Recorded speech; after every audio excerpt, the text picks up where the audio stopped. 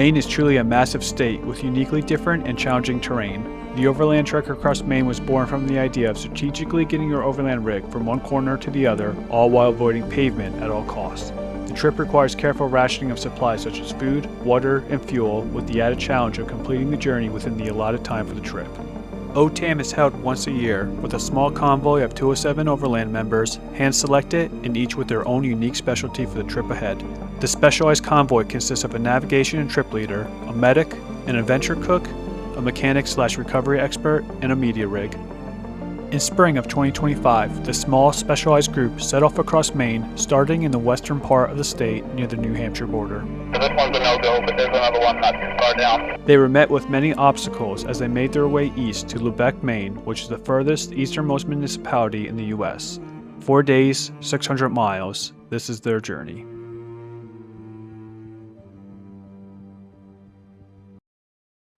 The evening before we were to set off on our trip, I made my way north, and not in any hurry, I stopped by Grafton Notch State Park, which just so happened to be on the way.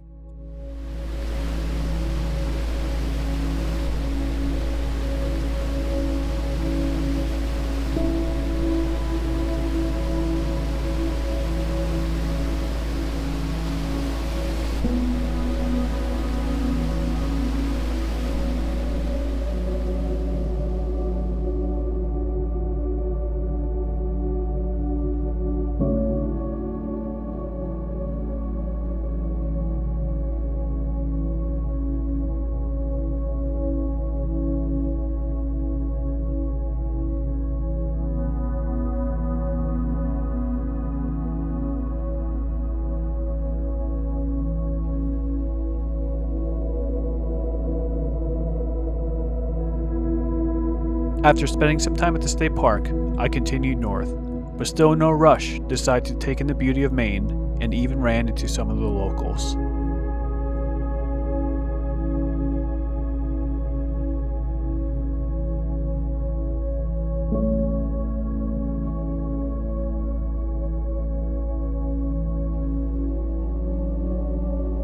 With the sun getting low, I continued on my way, heading to Rangeley, where I met up with Justin and Anthony, and we filled our tanks before heading to camp for the night.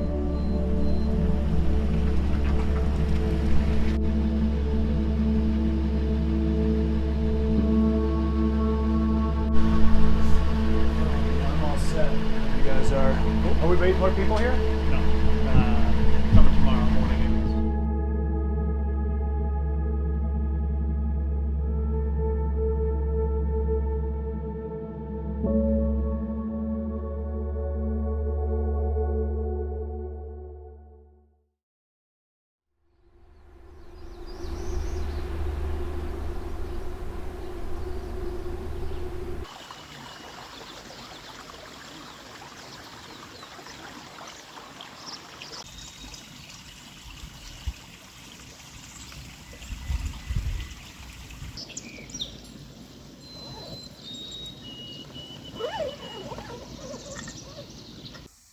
What started out as a rainy morning quickly turned into warm blue skies, and we got to work airing down our tires while we waited for the rest of the group to arrive.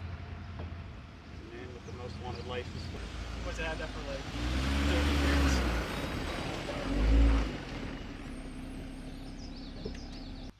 What's up? Morning. Morning, everybody. Within minutes of introducing ourselves, we began roasting each other on tire selections. 3 of us running BF Goodrich KO3s, and 1 rig running a set of Falcon Wild Peaks. All the different brands of vehicles. Yes. Also, we talk about tires because. But only one tire here is going to make it. With the 4 of us together, our trip lead and navigator explained that due to unforeseen circumstances, both our mechanic and our recovery specialist would be unable to join this year's trek. Undeterred, we agreed that between the 4 of us, we had enough tools and recovery gear, and that we were ready to set off. Everyone's aired down. We're all going to be on channel 22. Any questions before we roll out? We can kind of do the rest on the radio. Yeah. Cool. Awesome. Excellent. Well, channel 22, let's roll. All right. Good.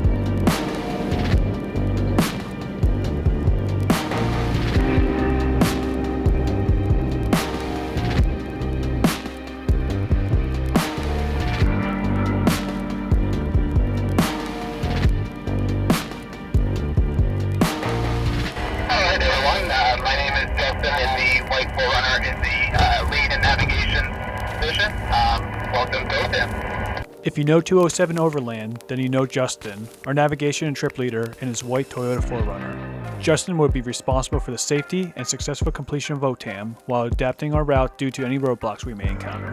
Hey everybody, my name is Anthony. I'm the camp cook in the Nissan Frontier. Our adventure cook would be Anthony, driving his very cool 2023 Nissan Frontier.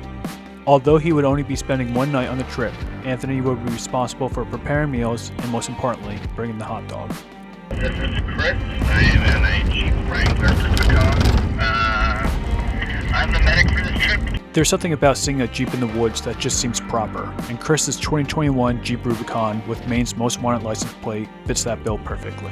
Chris would be serving as this year's medic. In addition, he would take on the responsibilities of the adventure cook as well as the recovery specialist if needed. Hey, I'm Sean. I'm in the Black Avalanche, not to be confused with the Honda Ridgeline. The responsibility of the media rig is to capture the story of OTAM, and this year, I was chosen to document the adventure.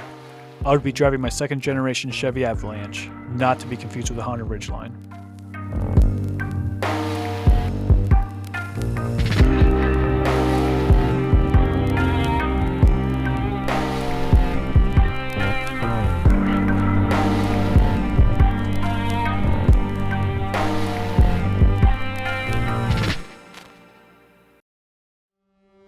After lunch, we continued into the Maine wilderness, and shortly after we set off, the warm blue skies randomly opened up with a storm that ended almost as quickly as it began, leaving behind swampy roads and place for the dusty trails we traveled earlier.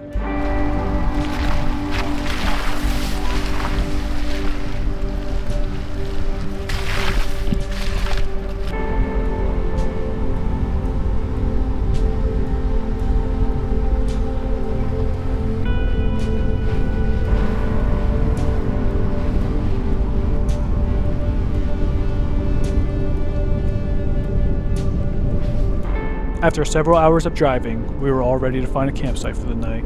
But as we soon discovered, the warm spring weather attracted many outdoor enthusiasts other than just ourselves, filling up what little sites were available. If there's somebody down here, I'll have to back out.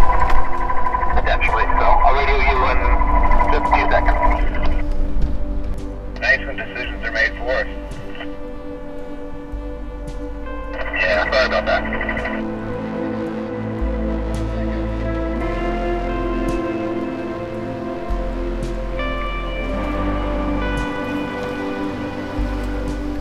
As we continued to visit sites and find them taken, we realized that finding a suitable site for 4 rigs could prove harder than we thought, putting additional pressure on our trip navigator to use all his resources to find something before dark.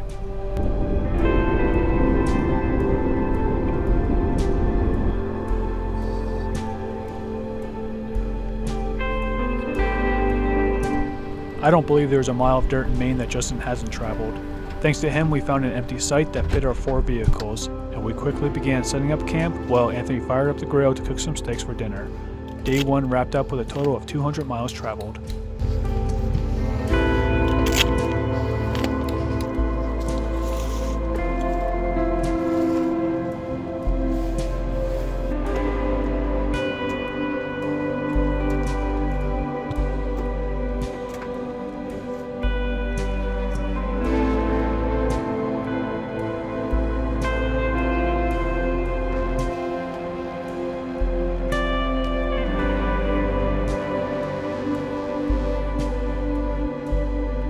Cooking for 8 people. Yeah, but this is stick.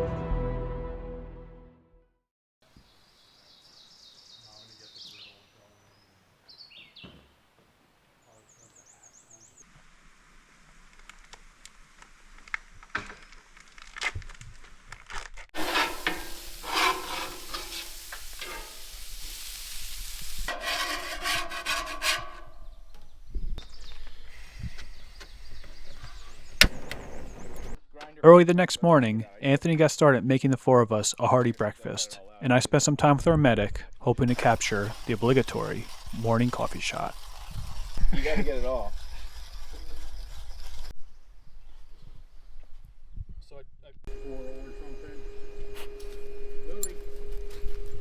With our stomachs full, we started packing up, eager to hit the trails and take advantage of the beautiful weather.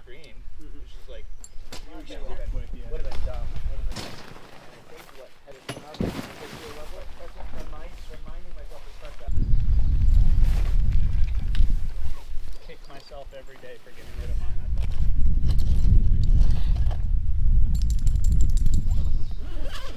mine. We're gonna try to get to Lincoln.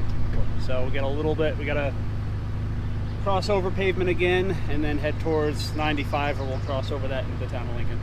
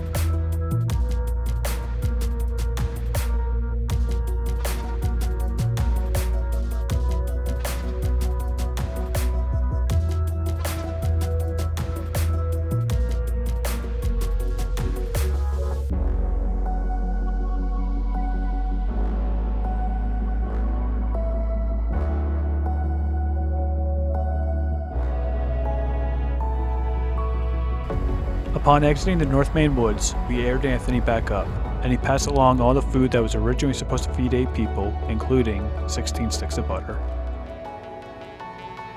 After we said our goodbyes, Justin, Chris, and myself continued east towards the coast.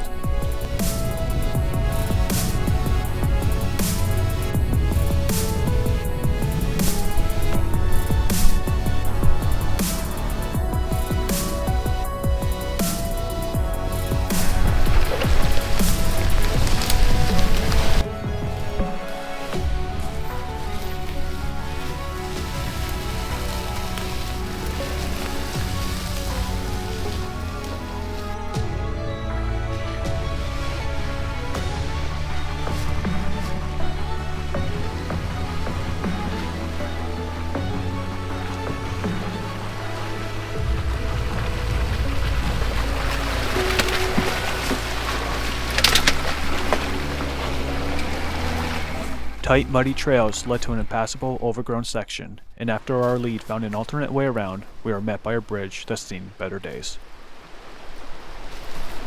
Hey, medic. Yeah, what's up? We need you to come assess the situation with us to see if it's medically advisable. Continue.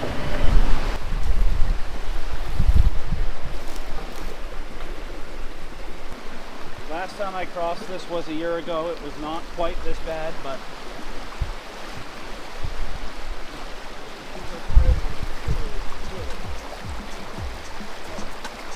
with our medic advising that we would all surely experience a watery death if we attempted to cross the bridge, we backed up the overgrown trail, and Justin found another alternate way with a bridge that was in much better condition.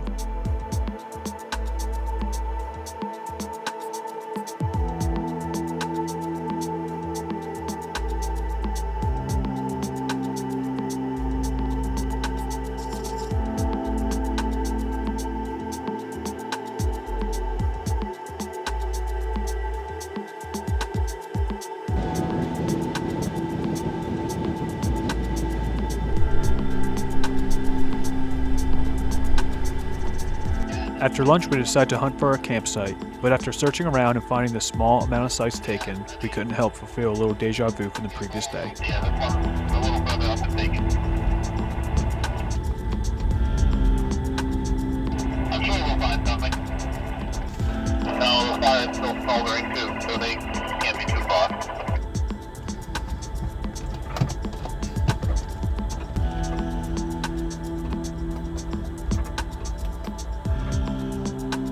This isn't a good sign.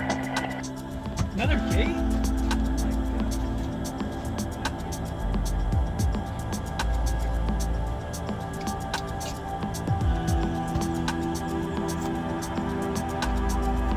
Let's go see if we can find a nice spot, and if it's available, we'll take it. If not, we'll just keep pushing onward until we find the spot we're happy with. Okay, guys, we'll push on then, but again, if at any point either one of you is like, yeah, let's just find a campsite, we'll try to figure us out more in the morning, please don't hesitate to speak up.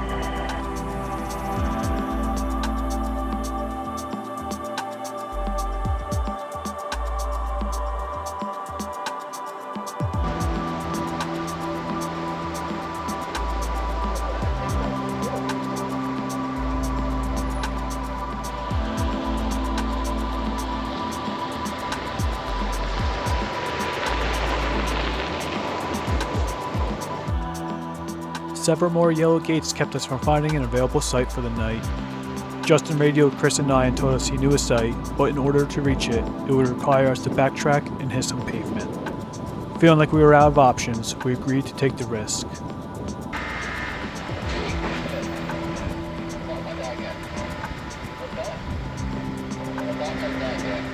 After ascending nearly 1,200 feet up the mountain, we were greeted with the best views of the entire trip. Unfortunately, shortly after we got situated, some heavy fog quickly rolled in, and you'll just have to take my word about the views.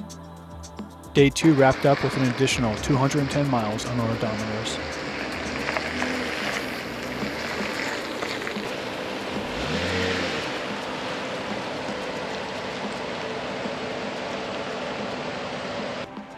It's going to keep going to 100 foot. It's going to drop.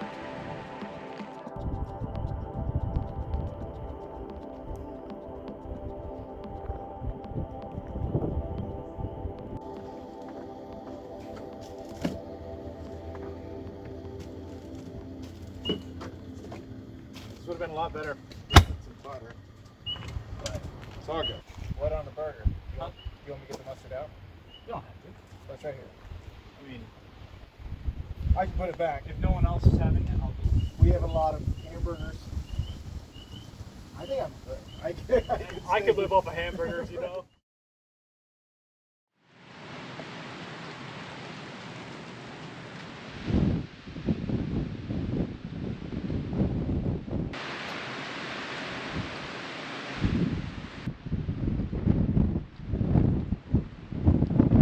I woke up early the next morning, hoping to catch a glimpse of the sunrise, but instead, I was met with rain and fog.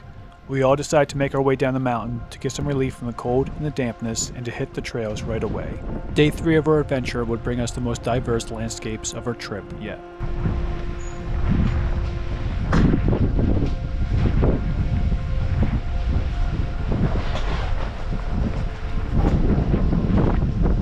Just bear with me today. I'll try to get us down close to the coast, so we're here by our final destination tomorrow. Only thing is I'm keeping an eye on the weather, because the weather overnight that night is not looking great.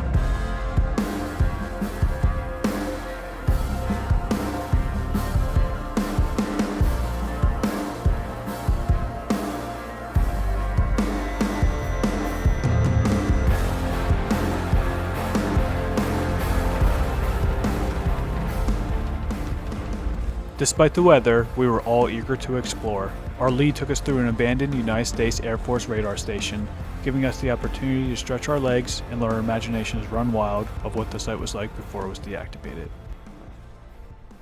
Wow, they had underground water. It's open. I'm sure it's in.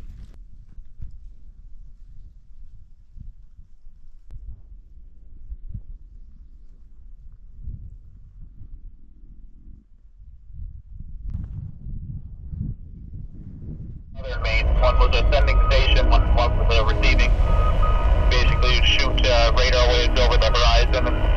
other one would pick it up, and that's how they would detect incoming missiles and whatnot.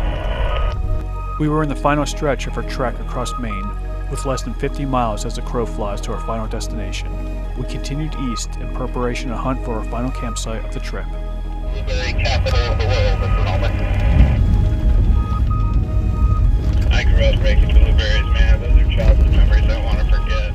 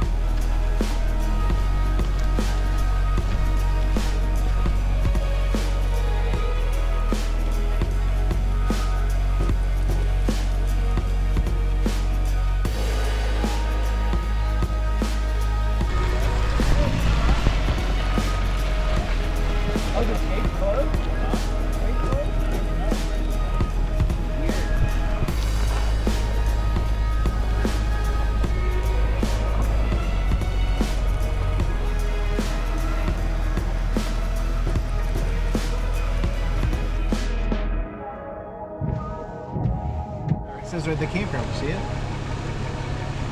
Right there. I'm just trying to figure out how to get to that. Yeah, according to the most updated Gazetteer maps, we're going the right way.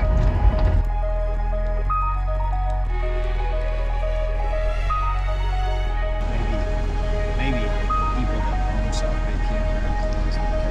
And it looks like there's another one on the left coming up that's about the same thing.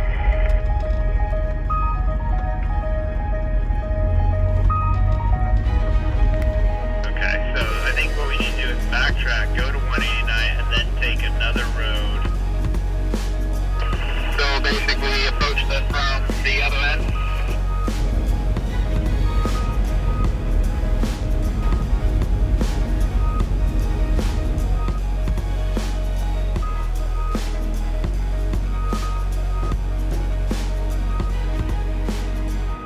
Between the rain and the cold, the fatigue of finding a suitable campsite finally set in, but we luckily found something that more than fit our needs, situated near the Canadian border.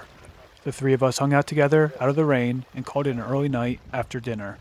Day 3 racked up an additional 200 miles on our rigs.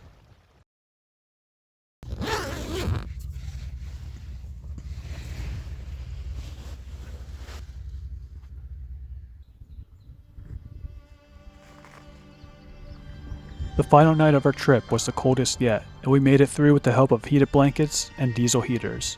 The weather had not improved from the day before, a far cry from how we started our journey 3 days ago. Only a few miles from our final destination, we packed up and headed to the West Quoddy Head Lighthouse, the easternmost point of the continental U.S. All right, well, let's get to our final destination, the most eastern point, and then we'll go eat brunch after that. Fine.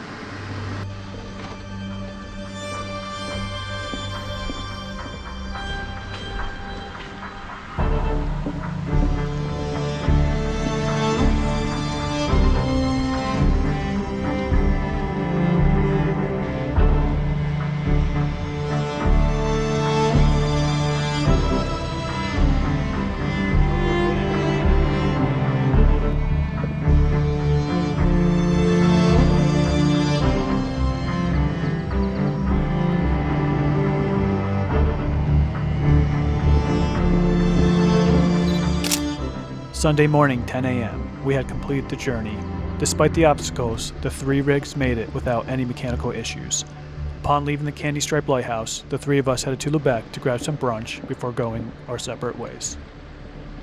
Heading south towards home, I felt like I had just a little more adventure left in me. For a few years now, I've had Jasper Beach marked on my map as a place to visit. I decided to stop by since it was on the way home. The foggy day added to the eerie atmosphere of a beach made entirely of volcanic stones.